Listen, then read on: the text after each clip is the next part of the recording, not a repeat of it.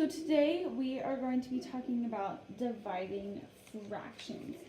Now, before we get in, I kind of want to go over the TEAC, which is number in operations.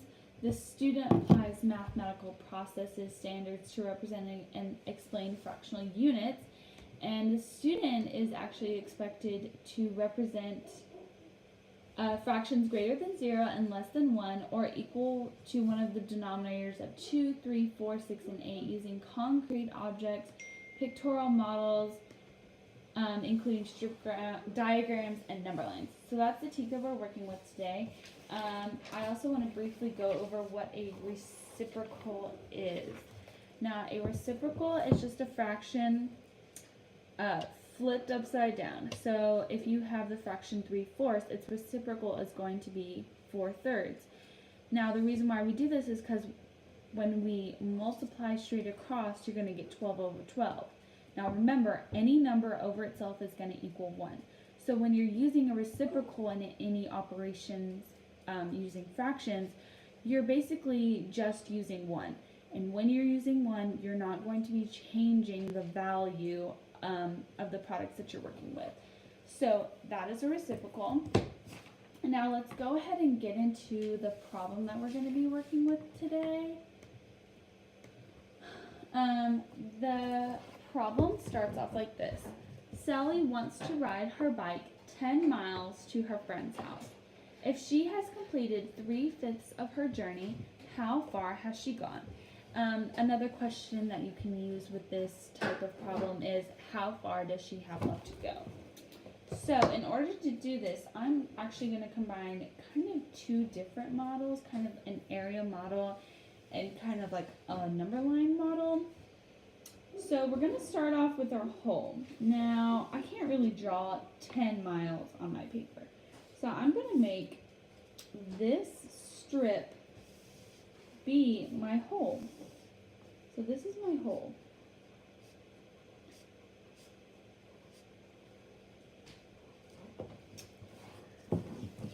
This is my whole right here.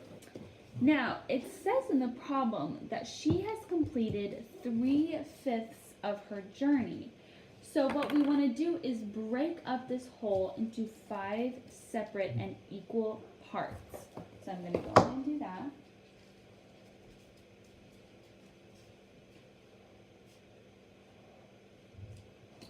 So now that it has been broken up into 5 equal parts, we want to shade in 3 squares to represent the 3/5 of her 10 miles that she's already ridden.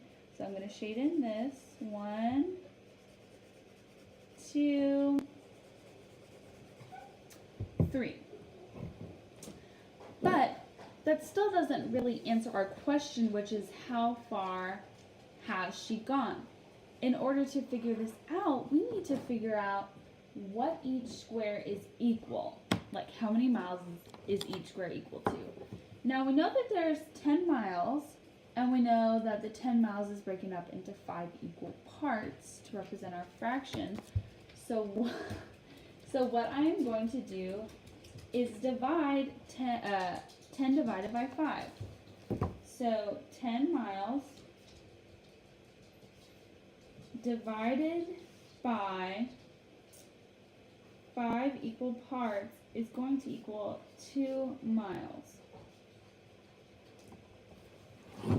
So each square is going to equal 2 miles. So she has done 2, 4, 6 miles. And she still has 4 miles to go. And so that is just a little bit of dividing fractions and a little bit of the whole part-whole situation that I was talking about earlier.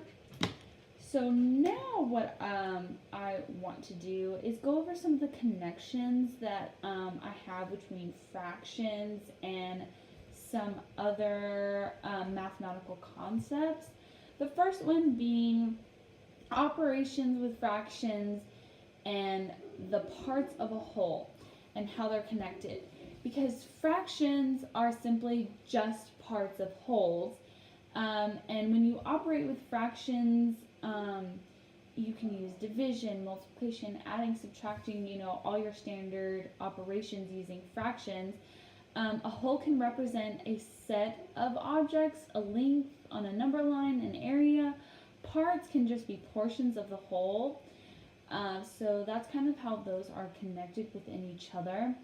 Now the next one is the relationship between multiplications and operations with fractions such as division.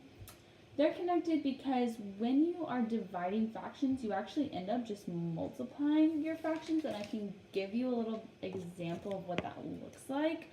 When you are multiplying fractions, or dividing fractions, say you have 3/5 divided by 1/2. Now what you would want to do is, this is where the reciprocal is going to come into place. You would want to keep your original fraction, change this to multiplication, and then you're going to change your last fraction into its reciprocal. So what it's going to end up looking like is actually 3/5 times 2/1, and then when you multiply straight across. So what you're going to have is 6/5 as your answer. So that's kind of how operating with fractions are connected, and that also sort of plays into the whole reciprocal situation. Now, the last connection that I've made is operations with fractions and whole numbers. Because sometimes when you're dividing, you're not always going to end up with another fraction. You can sometimes end up with a whole number. So whole numbers and fractions are still very much connected when using different operations. So that is all I have for you today. Thank you so much.